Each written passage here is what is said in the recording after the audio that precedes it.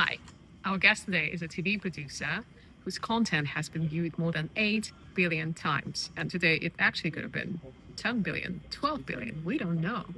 Unsurprisingly, because she is the one behind such major hits like Big Brother, The X Factor, and Strictly.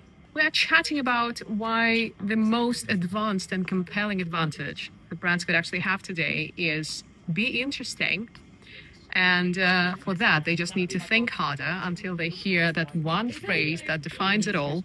That's interesting. Tell me more. We're also chatting about why marketing is the cake, not the icing, and also what we could learn from dogs and babies. The voice lesson today is from Maz Farrelly. Let's go.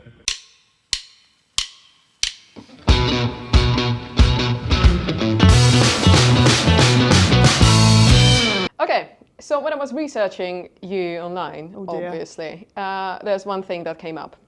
If you've watched it, Maz probably made it and won an international award for it. So who's Maz Farrelly? Very modest of me to have that as my, Yeah. as my description.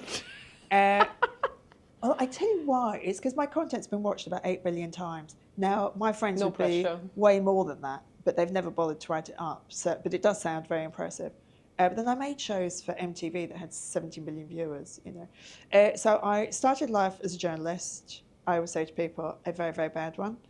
Because, well, my first day, I had to write the obituary for Laura Ashley. Oh. Now, do you know who Laura Ashley is? Absolutely not, I'm sorry. Right, so Laura Ashley used to make home furnishings. Okay. And beautiful floral fabrics. So very Middle England. If you watch Midsummer Murders, the curtains will be Laura Ashley, and so will the cushions, and so will the rugs. You know, she's a very, very famous designer. Princess Diana, the very famous picture of her with a baby sitting on her hip, she's wearing a Laura Ashley dress. So it's very, very, very famous. She was much loved. Now, I should have thought of that when I was writing the obituary. And it was my first, it was my first day. My first day. Pete's sake. So I called it It's Curtains for Laura. Yeah. And in the meeting, no one laughed except me. I mean, to me, it feels like a very obvious headline. But I think I realised that day that I was probably a better comedy writer than a journalist. And I also knew I would never doorstep anyone. I would never be a newspaper journalist because that's not my nature. You know, if I had to doorstep someone, I'd bring cakes and tea and brush their hair and, you know, feel terrible about it. So I then was a stylist. Absolutely Fabulous was based on my agent. I worked with this lovely woman called Anne Drummond. And Lynn Franks owned the agency. And it was very like that. Like, it genuinely was.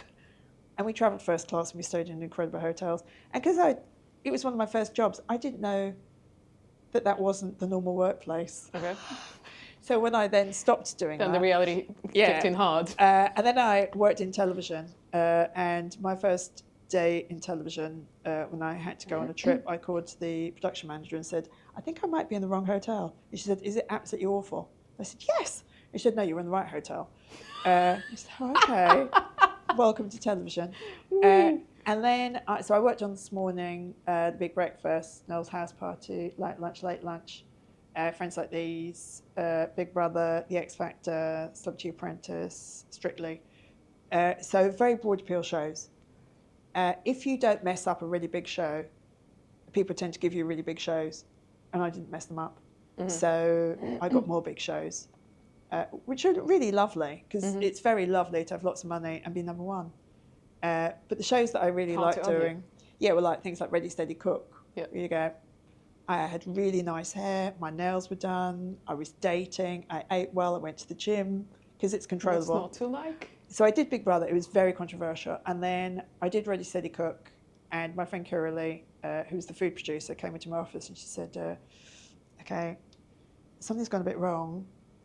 Now for me, because I'd made Big Brother, something going a bit wrong is someone's dead. Okay. You know, like big things happen on that show. And I thought, oh my God, you know, one of the chefs has taken a knife to another chef and killed him. And she said, you know, you wanted to make pea puree. I said, yeah, waiting for the George is dead. She said, well, there are no peas. It's okay. Waiting for George is dead. And Still no. she said, do you want to do like a parsnip puree? Right. Yeah. I said, is this as bad as it gets on this show? She, yeah, pretty much. And she left the room. Well, I that's just lovely. I was dancing around. I was like, every day I'm shuffling. I was so happy. And I thought, really? So this is my life. It's wonderful. I wanted to stay on it forever. My boss wouldn't let me. So he sent me back to make Big Brother. And I really wanted to be fired, like desperately, because I really didn't want to do it. I was just tired and I was over it. And I spoke to Big Brother on Big Brother.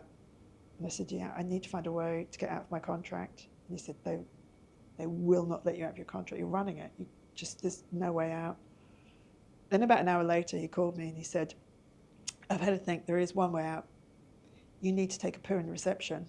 I went, what? And he said, that is the only way they will fire you. He said, literally, you could steal, you can do anything, but that would be the only thing that's unacceptable. And every day that I walked through a reception, I used to think, is today the day?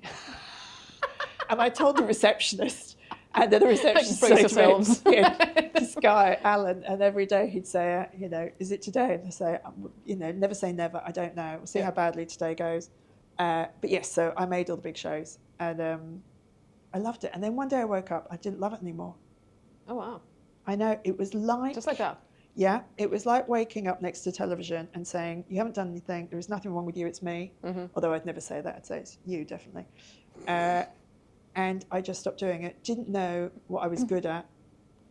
And someone invited me to speak at a conference, and I did it. And the other speaker said... What was the conference? It was a conference for a children's charity. And... What was the topic? It was about fundraising. Okay.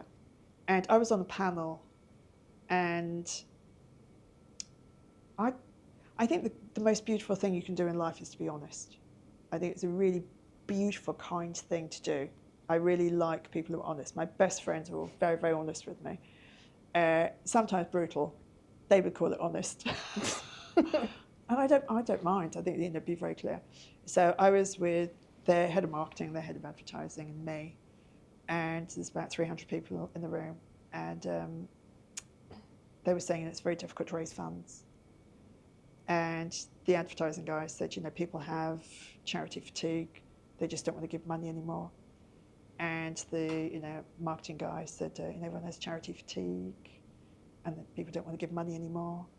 And then they came to me and said, what do you think? I said, okay. Do you want me to be honest or not? And they said, yeah, we want you to be honest. I said, okay, I will tell you the truth. You're not going to want to hear it. You're not very good at it. You're not trying hard enough. I haven't cried all the tears that are in my body, and I haven't given away all the money I'm going to give. I have not run out of emotion. And it's very comforting to say the problem is me. I'm not giving you money because there's something wrong with me. But actually, other charities are thriving, and you need to try harder. People will give you money if you take a different approach and you think harder and you think differently and you're smarter. But blaming the consumer, you're not buying my product. That's the easiest thing to do. There's something wrong with you, obviously. Yeah. And I said, I know you're all going to hate me, but it's the greatest gift I can give you is to tell you to try harder. Do they hate you in the end? They all hated me. Oh, well. Although, by the end of the conference, I'd say probably about 40 people came up to me and said, I didn't want to hear it, I needed to hear it. Mm-hmm. And you're right. I said, yeah, it's very easy to get lazy and just keep doing what everyone else is doing, kicking the can down the street, being fine. Fine's fine. It's not going to take you anywhere. And thinking harder is harder, but it is more fun. It genuinely is more fun. When everyone else, I say to people, I will outthink you, and I will. I will outthink you, because the only thing everyone in this beautiful building here has is thinking. You can have incredible tech and you can have nice tables and nice glasses. No, the only thing that gives you a competitive advantage is thinking harder than other people, thinking differently and thinking more creatively. And that's the way the world changes, and that's the way you get more business. If you do the same as everyone else, guess what? I can throw a dart into the industry, book anyone. Why would I do that? Think harder and you will get the gig. They did invite me back, which is nice. But it Well was done. quite terrifying. But that day, the other keynote said to me, "You're really good at this. How long have you been doing it?" It's about 8 minutes. And that's how it started. She said, "You should think about doing it." Yeah. So I went back to the office. No, and then she said to me, she said, "How much were you paid for today?" I said, "Well, it's a charity. I did it for nothing." She said, "I earned $10,000 this morning." So I went back to the office and said, "You're all dead to me. I'm leaving." Bye then. I became a speaker. And now I speak at conferences and I help smart companies think harder and think differently, about everything they do. Yeah. Because if you think the same as everyone else, why would you do it? It's so boring. And how many meetings have you been to that are dull? That you leave that meeting and you say, don't even get me started. I know. Right. I think it's really rude. Like, you would never invite someone to your home and have a boring dinner party, would you? Yeah. You'd never go, "Don't worry about the music, and should we even feed them? I don't know. And we'll just give them, a sandwich." Treat every meeting like it's your wedding. Because you're inviting people to give them, to give you an hour of their time. You've got to make it interesting. No one has ever bored me into doing business with them or buying a product. That product's so wonderfully dull. Yeah. I must have that in my life. Your messaging was so average. I want this. No. You've got to be interesting. If you're really, really interesting, I'll buy it. I bought skis once in Aldi. I said, "What am I doing? I bought skis in Aldi. What am I doing?" That was a moment. It was so different. I went in there for milk. They had skis. Oh, I need some skis. Just the fact that Aldi has, special offers. You think, there's a point of interest. Every Wednesday and Saturday, there's a reason to go in there. It's so clever, so simple. Yeah. And very few people are clever and simple. They're complicated and a bit dull. But they're not. Yeah. They're really interesting, but they've just gotten into the habit of saying, I am a marketing person with 20 years experience working for the biggest brands in the world. Yeah. And that'll get you a job. So with all the TV experience that you have, and 8 billion, or maybe 10 billion, or maybe now 12 billion views under your belt. 14 billion Let's views. say it's like 45 billion views. The most viewed of anyone on earth. Yeah, we'll have to fact check on that. With all that, and with the launching the biggest shows out there, and getting a lot of awards and launching documentaries and all of that, making interesting stuff, really interesting. How do you convert that into some guidance for brands in the digital world?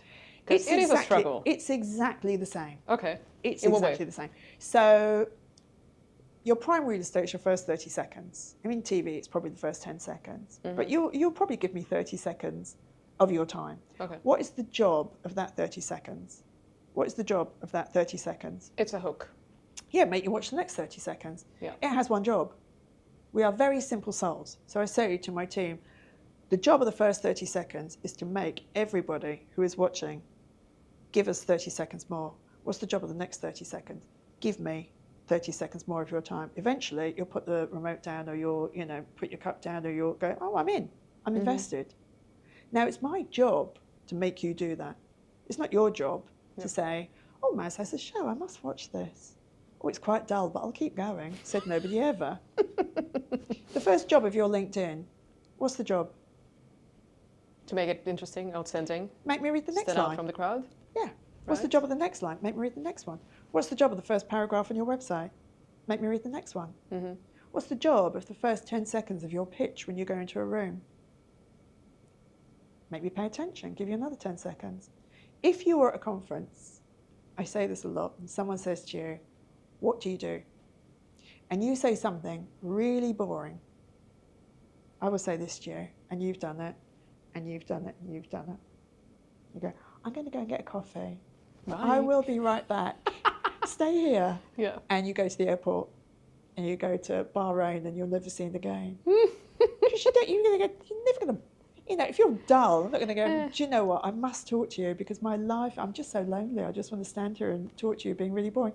No, you've got to say something interesting. If you do, every single thing that you do in life, when you go out to pitch, you go to speak to clients, or you want a pay rise, or whatever it is, you should hear these 5 words. When you say the first line, someone should say this: "That's interesting. Tell me more." Yeah. It's so simple. If they don't say that, it's not interesting and no one cares. Do you think this thing about grasping someone's attention in the first 30 seconds or maybe 8 seconds. You know, like there's this tale that's been going on for the last 10 that whole years. That 3-second thing is impossible unless you Okay. shoot someone. You know, Well, that's the only interesting. way you're going to do it. But it's so unrealistic. You know, I mean, the whole, you know, views and, you know, people say it's had, you know, 40 million views. And you think, no, it was in my, it went past. That's not a view. Yeah. You know, it's also ridiculous. Nobody has ever bored me into watching, reading, buying, or bored me into giving them my attention. It's really, really, really simple. And yet, I call it white noise. Mm-hmm. It's the stuff you can't hear. So if I say to you now, can you hear the air conditioning? You can. You didn't walk in here and go, air conditioning? Good Lord. You know, because it's kind of a given. the job of your brain is to keep you alive. The job of your brain is to not pay attention to this. You know, if it was making a really weird sound, we'd come in and go, that air conditioning could be dangerous, because the job of your brain is to keep you alive. Yep. So anything that's ordinary, the job of your brain is to not pay attention to it. When companies are boring, the job of my brain is to not give you my attention.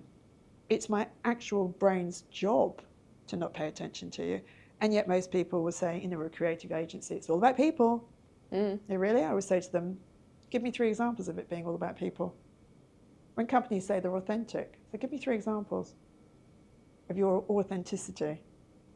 That's a really hard one to unpack. Also, the moment someone says authentic, I always think they're lying.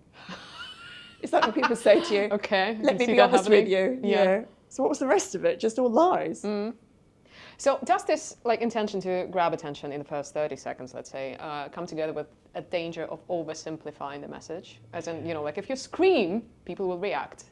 You don't ever have to scream. The loudest voice in the room is not the most important. Okay. I think.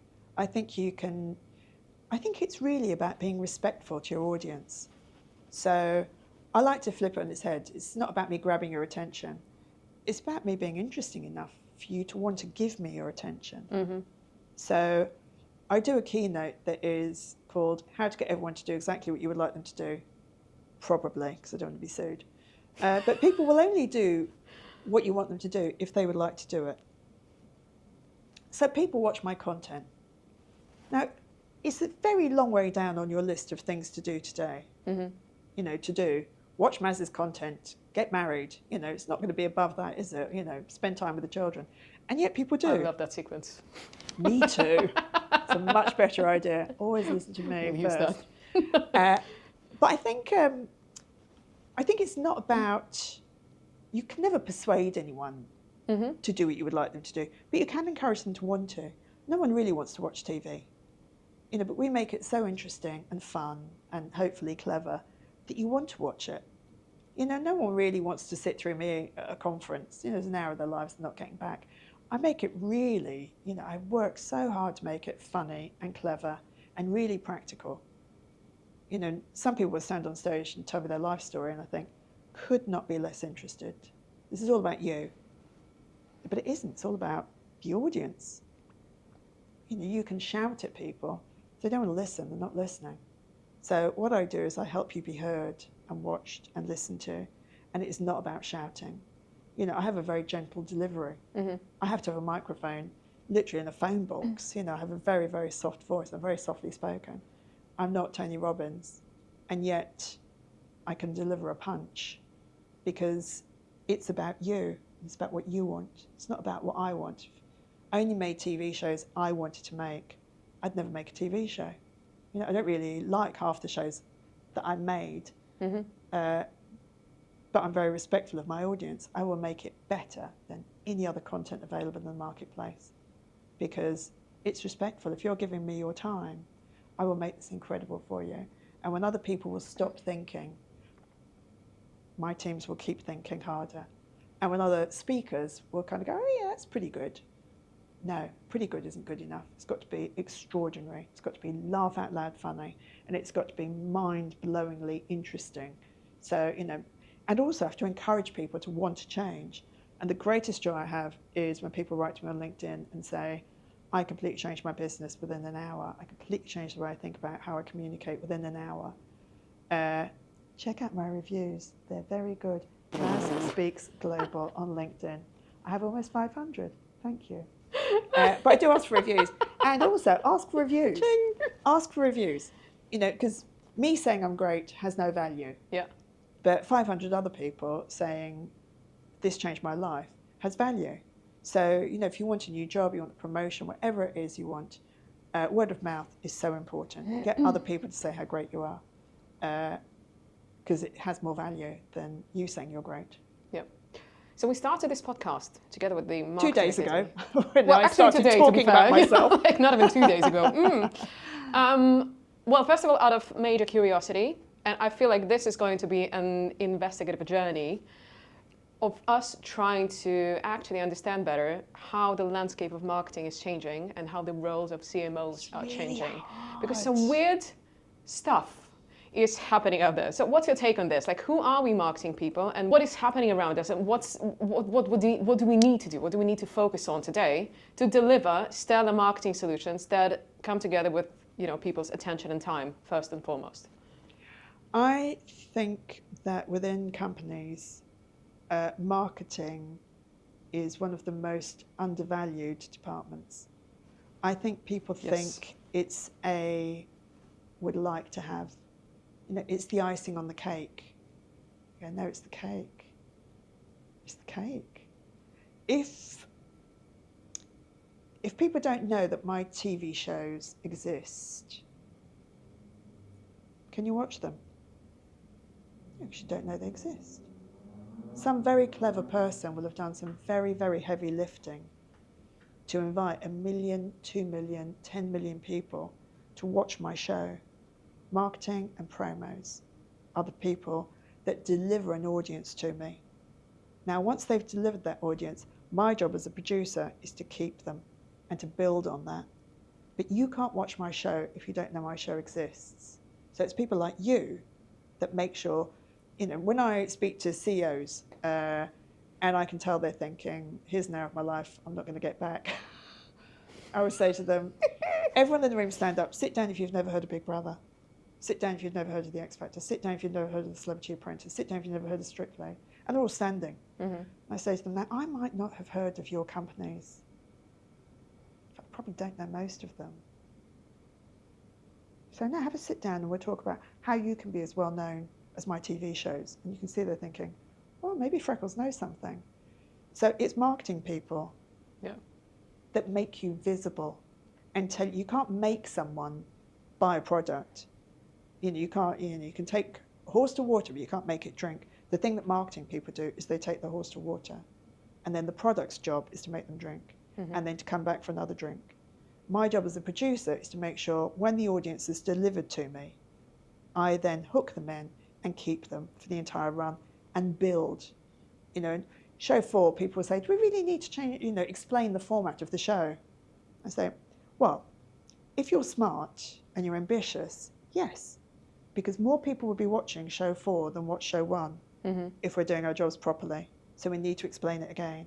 Now, if you are a very lazy producer and your figures are going in this direction, you never need to explain it because there's no one there. They've already seen that one. They didn't come back.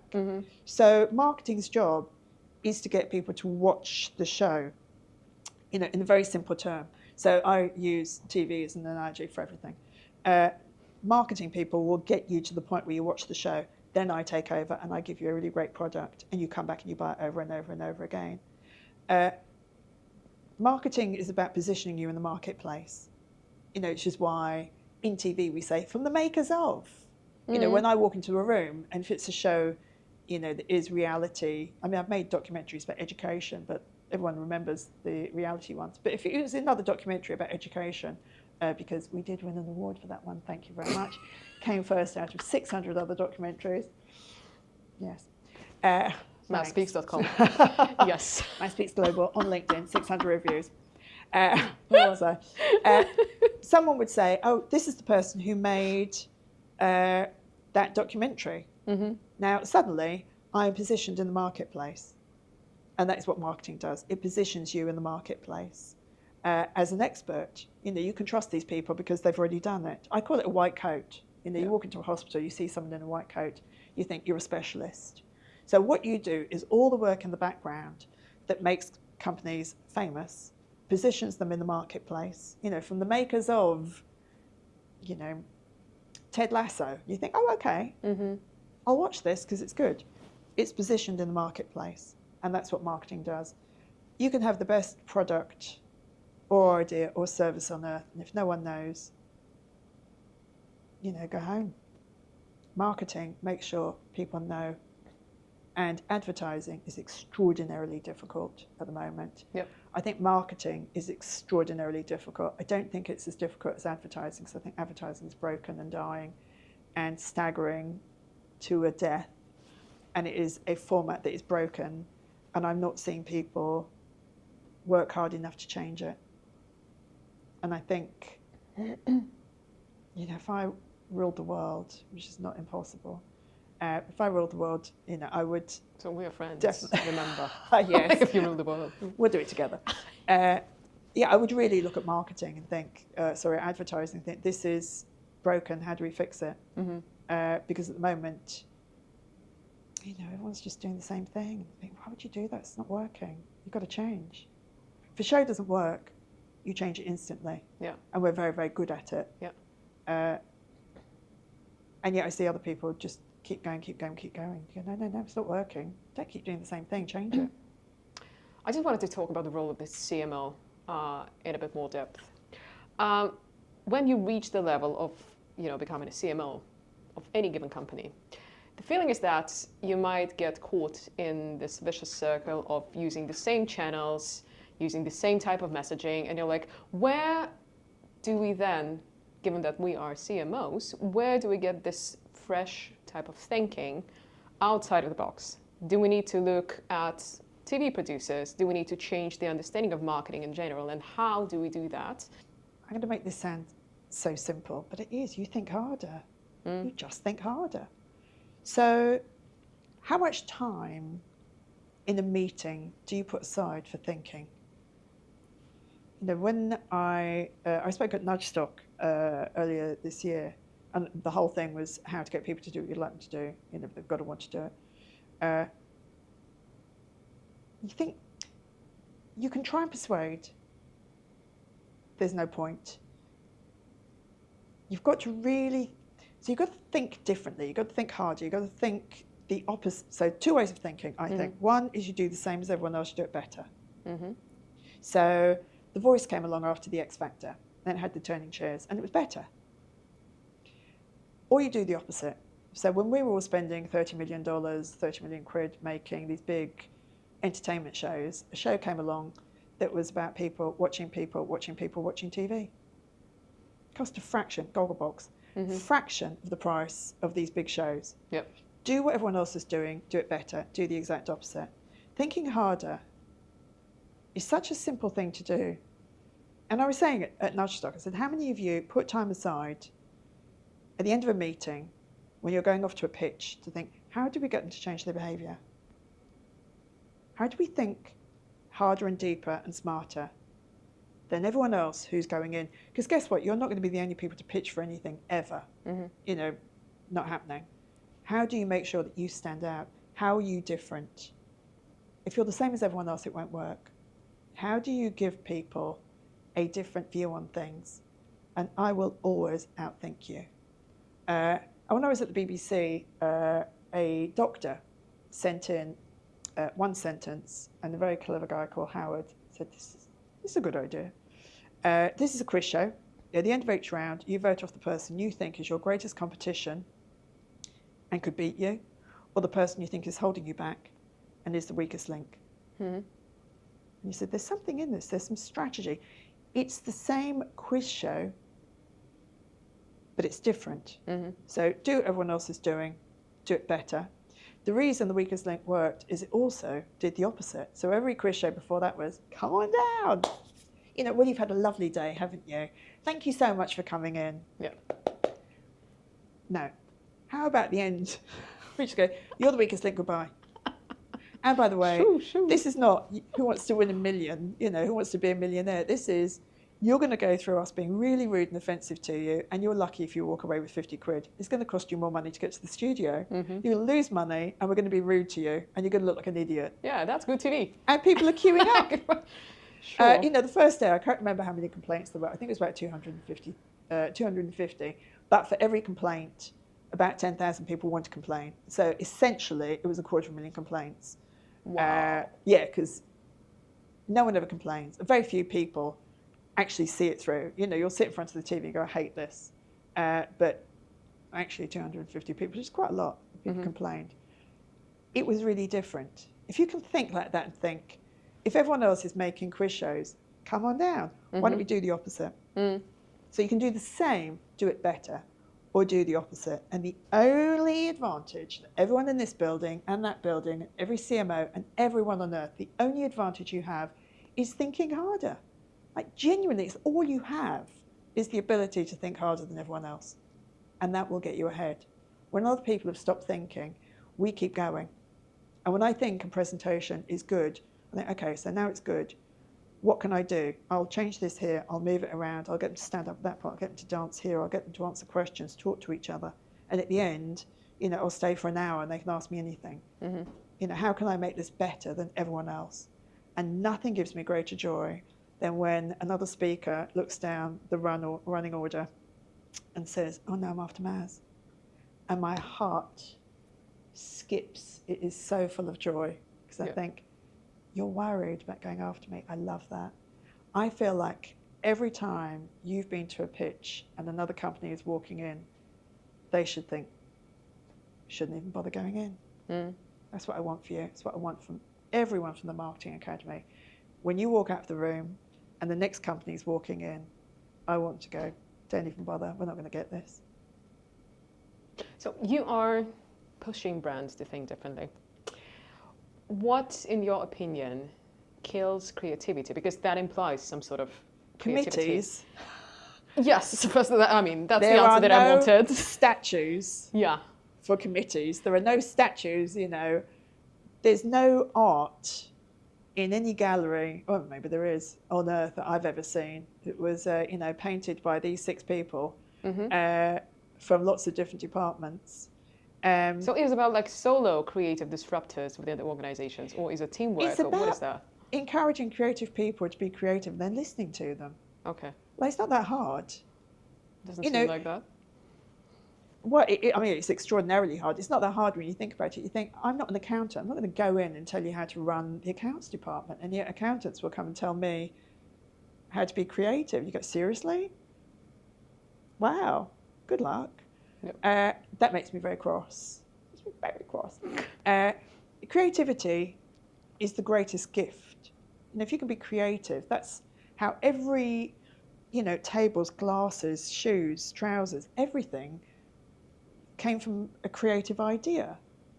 Someone saying, well, these skirt things, what about if we sewed here? Then you could get on a horse and get on a bike and get on, someone creative. Creative people are problem solvers.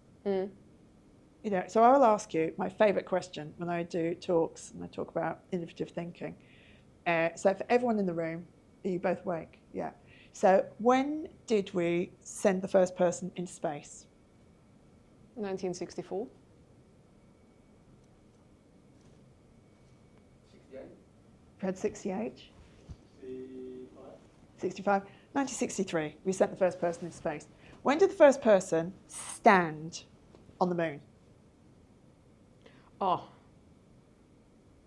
If they did. That is a good one. For the conspiracy theorists. I don't know, 1970s. 68? 68? 69. 69. Okay. 1969. When did we put wheels on suitcases? Dun, dun, dun. 1983. Come on, Steve. 95? 87. 1972. We put someone on the moon before someone went, my bag's heavy. We put someone on the moon before we put wheels on suitcases. And then a creative said, my bag's heavy. Put wheels on that. And then suddenly the world changed. Women could travel more Yeah. for longer. Because actually, carrying really heavy suitcases would prohibit travel for us. You'd have to have a porter at the station, and maybe you'd have to have someone to carry your luggage, or you just carry a tiny bag and you can't really go for very long. Mm-hmm. It changed, people couldn't travel with families. You've got a child and you're carrying a suitcase, you've got 2 children in the suitcase, you can't go anywhere. Changed the way we travel forever. I mean, you look back and you think, why did we not do that? Creative people changed the world. Creative people changed the world. Why would you not celebrate those people? But I also think it's our job to make sure we tell people how brilliant we are. I'm good at that. If I've left you in any doubt how marvellous I think I am, I'll correct that. But with everyone, tell people how wonderful you are. Describe what you do. Yeah. Remind people that creativity is everything. Because people think creativity is poetry and art, and it isn't. It's every creative way of thinking. It's the person that created Zero or Uber. It's really creative thinking. It's actually a massive task to explain what you do in Creativity a really cohesive, creative way. Is putting wheels on suitcases. It's also, the beautiful sculpture outside. Of course it is. That is creativity and that is art. But the art of thinking, creative thinking, is the only thing that is keeping this building going. And when I was at the BBC, I was doing Strictly. We had an office that was, they called it the periphery, which meant that you were working in the equivalent of Portsmouth. And it was just, you would be in carpeted, beautiful offices, and then you go down a corridor and then another one, then down some stairs, and eventually you got to our office, which was like bits of string holding it together. Mm-hmm. We had mice, so you'd be typing away, and be mice running over your table. And I went to my boss and said, this show is keeping the BBC going at the moment. This entertainment show sold around the world. This morning when I came into work, I had a mouse in my bin. I had to free it. And I didn't know really where to put the mouse, out the window. And we're the creatives. We're the people, surely we should arrive at work and there should be a team of people throwing rosebuds in front of me because I'm making so much money, And yet the creatives, you'd go to the accounts department or you'd go to sales and they would literally have, cashmere seats and people brushing their hair. And you think, all of these people can go home if there are no creatives in the building. Mm-hmm. All of the BBC can go home if there are no creatives in the building. All of the people in this building can go home if there are no creatives. All of the people in that building can go home if there are no creatives. And yet people undervalue creativity. Your business only moves forward if you have clever people changing it constantly and thinking, how can I do this better? What's the opposite? How can I do this better? What's the opposite? And without us, it just all ends. And yet creativity and marketing, really undervalued. People think it's what we'd like to have, and we don't really get the creatives. You never hear creatives saying, I don't really get the accountants. It's something, people will openly be rude about you. Mm-hmm. And, they're crazy thinkers. And someone described me, this is Maz, I told you about her, she's crazy. I said, I'm a long way from crazy. I've run the biggest TV shows in the world with the biggest budgets. Yeah. People give me this show that's make or break for the network. That show doesn't work. The network could go under. I'm crazily creative. I'm not crazy. Crazy flattering, in a way. Right? In a way, but it's also undermining. Right. It's a kind of like, I don't really know what you do, so I'm just going to call you crazy. Mm-hmm. You think, no. It's a very long way from crazy. Mm-hmm. We're very creative problem solvers and strategists. We use thinking as a strategy to beat the competition because all you have is thinking. This building, without creative minds, you can buy everything in this room on eBay. This is not what a company is. It's not carpets and tables and glasses. It's the ideas, I guess. It's this. Yeah. Without very creative people, everyone can go home. Now that we've touched on upon creativity, I can't but ask. I'm obsessed. Obviously. Obviously. AI. So we're talking about that a lot right now because we feel like, and we chatted about this before, like the pendulum sort of swung in the direction of AI-ifying everything you can AI-ify, and people get really excited about that, and it's great. It's wonderful. It's wonderful. It helps you think better. It helps you, create agents to do some routine stuff, ta-da-da. However, do we feel like being human is the new point of differentiation for marketing brands? AI is the invention of the pen or the typewriter. Yeah. Or the wheel or the car, or it's another tool for work. I think that the pendulum has swung very much in that direction. I think it's swinging back. Mm-hmm. I think that we're being made to feel inadequate.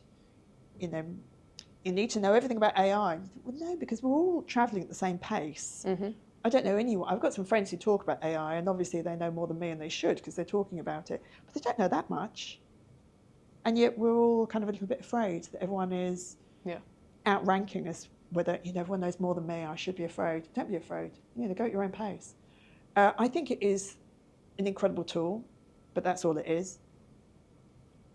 A gun in the right hands is a wonderful thing because you can shoot and lock off a door in a burning building, or you can use it, to kill someone, to hurt someone. AI for me is the same. I love it because it's like a creative team that gives you your first draft. It's never given me the final draft. Mm-hmm. I do the final draft. Yeah. It can only work on previous data, but that's not creativity. That's the opposite. Yeah. So if you wanted to have the most vanilla sex of your life, am I allowed to talk about sex? Please do. Yeah. If you wanted to have the most vanilla sex of your life, you'd ask AI, because it would collect all the data in the world and give you the most very well crafted boring advice version of sex it's possible to have. And if you want that, that's great. But if you want to do something that's a bit more interesting, don't use AI. It will give you the most average of average, because that's its job. And you can ask it to be creative, but it's still based on everything that we have done in the past. So it can only be so creative. But it's wonderful for sparking ideas. Yeah. But I think that, we pay more for luxury brands and handmade bags. And, I'm one of those ridiculous people. I like designer handbags, and I buy one and I think, what am I doing? I could put my phone in a carrier bag, but I'm spending all this money on a bag. But then I look at it and I think, so beautifully crafted. There's history in this. It's, a piece of design beauty. Every time I look at it, I think, my God, you're so beautiful. Mm-hmm. It gives me joy. So I think that's what humans do. And I think, so we were talking earlier, tell the idea for the Dentsu website. Oh, I've been dragging this around me for ages now. Just imagine if Dentsu.com was a different kind of thing. So you come to the website and the only thing you can see is, I don't know, an avatar or maybe a digital fluid something, and you can ask any question you want. If we have the answer, so be it. If we don't have the answer, we'll be honest about it and we'll sort of navigate you towards something else. Which I love, but I was saying what I would really, really like is Irina. Just I'm sitting, very likable. Sitting in a room, a white room, with a chair, and in live, in real time, anyone can ask you anything. Just imagine if my job was literally sitting in a room. Yeah. So I was saying 5. 9 to 5, Hello. it's Irina, and then from 5 to 2 in the morning, and then 2 till 9 in the morning. I love the idea because it's different. Yeah. That you're not going to get an avatar because that's what everyone else is doing. You're not going to get a website that tells you really, really boring stuff that everyone else is saying, that you can't remember anything at all, that is designed in a way that is really, really boring. I went to a conference recently, it was a finance one, and everyone had those pull-up banners, and there were about 50 down, that side and that side in the room. And the MC is a friend of mine, Andrew, who's brilliant. And we were talking about it, we looked at them, and I said, have you noticed anything about the posters here? And he said, yeah. I said, yeah, they're all the same. They were all blue, a little bit of silver maybe, a little bit of platinum, grey, all identical. Mm-hmm. what's the point in even turning up with one? If you just had one pull-up banner that said, we help you make money. Yeah. Ethically. Yeah. And make it bright green. I'll do that. Yeah. Yeah, totally. Make it neon. Yeah. You know, my slides are really loud. They're all neon, and you look at them and you think, oh, dear God. Most other slides are, you know, it's pictures of me. So I Photoshop myself into situations. But when I Photoshop myself, I always say, try and make it look really Photoshopped. So if you could put a staple across my face, do it, because I want it to look like a joke. Yeah. Rather than a brain with a question mark, or a brain with a light bulb, or, you know, footprints in the sand with a wave coming in. And Love it. Oh my God, it just makes me so sad. It makes my heart hurt. Yeah, that's pretty painful. How can you do it differently? I would have you on the website. You know, I would have a live website. You can ask anything. You say, you know, we are a company who are thinking we want to. You go, yeah, we do that. Hang on one second. And you bring up Zoom and you say, I'm just going to put you through to, you know, the States is live now. Yeah. Because I know it's the middle of the night, but there's someone you can speak to right now.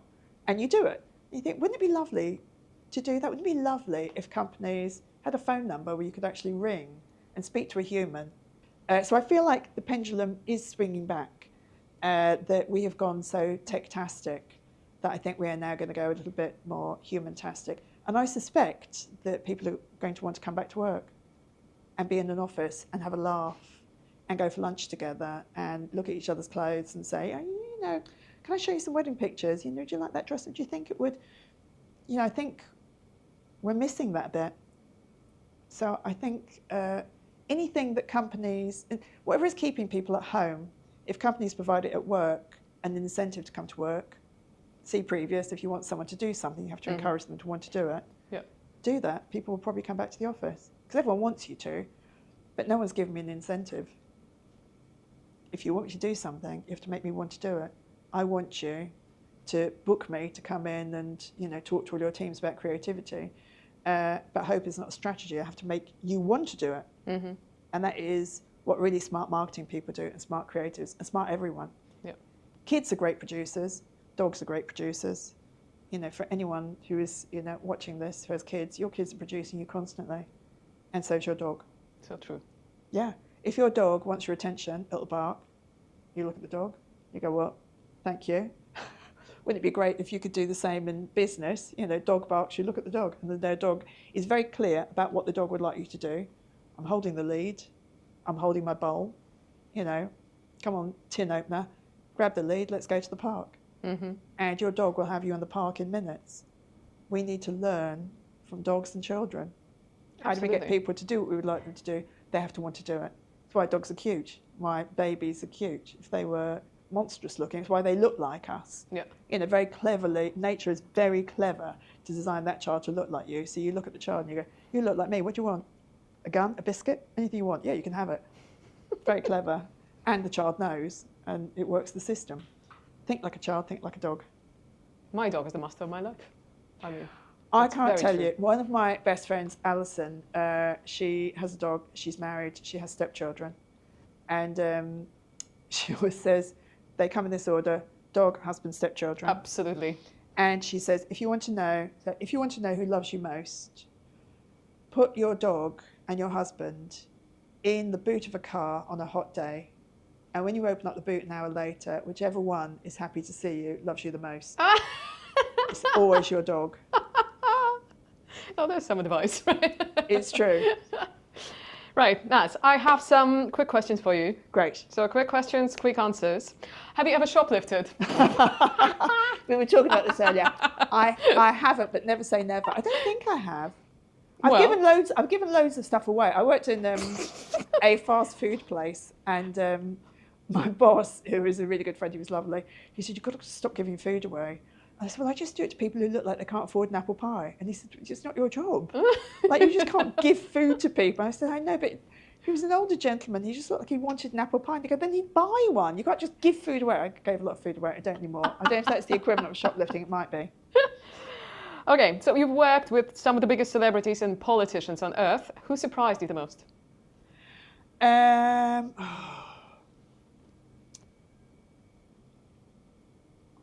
That's really hard. I think probably Davina McCall, Ant and Dec, because they never changed. And when you get famous, it's very difficult not to change.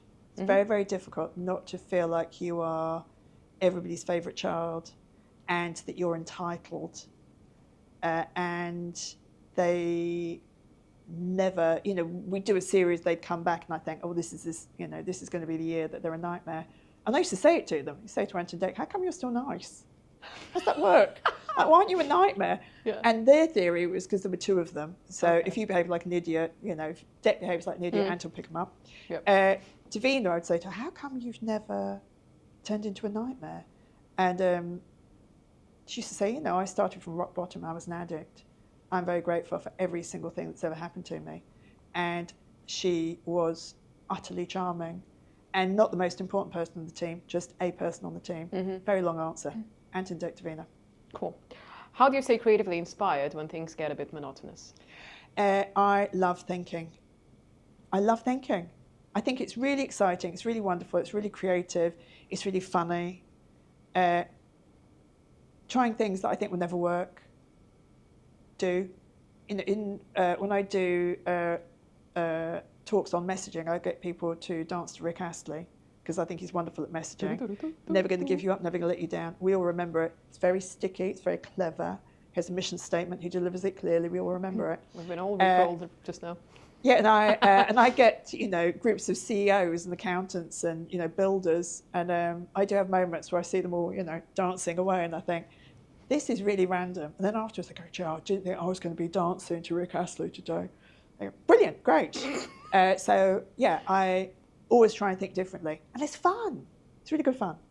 If you had an unlimited budget for one marketing campaign, what would you do? I would stop violence against women. And I had a really good idea. I'm going to tell you because there might be someone who wants to do it. And it went quite a long way at the BBC and then they didn't do it. And it was called The Night the Men Stay In. And there's one night every year that men don't go out. So between 6 and 6, they can't go out. And women can go out and do whatever they want. We can walk home across the park. We can have a drink and get home safely. And I would love to do it as a project. Not because it'd be great television to watch, but it would ask some really, really awkward, difficult, unpleasant questions. And I think we need to because in Australia, where I spend a lot of time, it's growing and growing and growing. It's not going in the right direction. It's going in the opposite direction. I don't think there is any man alive who wants to be an abuser or unkind. But for some reason, it's happening. And we need to stop it. And we need to stop thinking the way we're thinking, because that's not working. We need to think very differently about how we approach it. So that's what I would do. What's the biggest risk you've ever taken in your career, and did it pay off? Oh, millions. I was a very risky thinker. One of my favourites was in Big Brother in Australia, we had open auditions, and this guy came in. I really liked him. He was the most Australian person I'd ever met. And he was, he was cute, and he was a surfer, and he was lovely, and he was fun. And then he left, and about 10 minutes later, he came back in. Oh, what are you doing? Coming back in. He said, you've met my twin. And I went, really? Seriously? Like, you're a twin? Oh, no. And he said, yeah. And I said, so you're not just you that's come back? And he said, no, I'm a different person. So we said, that'd be a really good idea to swap them. Put one in the house. And then 2 days later, ask him to come to the diary room and then send the other one in. And my boss said, don't do it live. Do it pre-recorded, because if it messes up, we can cut around it. Yeah. And I said, no, do it live. Because if we goof up, everyone who's watching will laugh their heads off. They'll think it's really funny. Yeah. And if it works, we are the kings of the world, queens of the world. And the thing I know, because I've watched people for a living, is that no one is paying attention to you. Yeah. You could have put a donkey in the Big Brother house. People are so worried about how they look that the donkey would be in the corner for 4 days before someone, it's a donkey. So I was very confident they wouldn't notice, and no one did. And it took about 3 weeks, I think. We flipped them a lot. We changed them a lot. Okay. And it was a risky thing to do. But, you've got to weigh it up and think, what's the worst thing that can happen? The worst thing that can happen is it doesn't work. Not everything is going to work in life. Guess what? You'll fail. You're supposed to. You know, you run for the bus. You don't catch every bus you run for. You know, it's just, that's life. So you have to take risks. Playing it safe never got you anywhere. It's fine. If you're fine with fine, that's great. If you want to change things, you have to take a risk. Final question, also about swapping, technically. If you could swap careers with anyone for a day, who would that be? I would not. I love what I do. I cannot tell you. I loved making telly. It was really good fun. Mm-hmm. I loved winning awards. I loved having the #1 show because, you know, I just sit back and think, obviously I'm a genius and I'm so incredibly wonderful. You know, you learn from when it goes wrong, which is great. But now I love what I do. I love that in an hour and a half, I can change the way people think for the rest of their lives. I mean, what a beautiful thing to be able to do. That you can spend 90 minutes with me, and at the end of the 90 minutes, you're going to earn more, and your business will grow, and you can employ more people, and they'll have job security. And I love that I have the ability to do that. And I couldn't have done it without doing all the crazy stuff and the stuff that's really hard. And, you know, making TV is hard because when you make mistakes, you're on the front page. It goes around the world very quickly. You know, I've been on the news, you know, there've been moments that are difficult.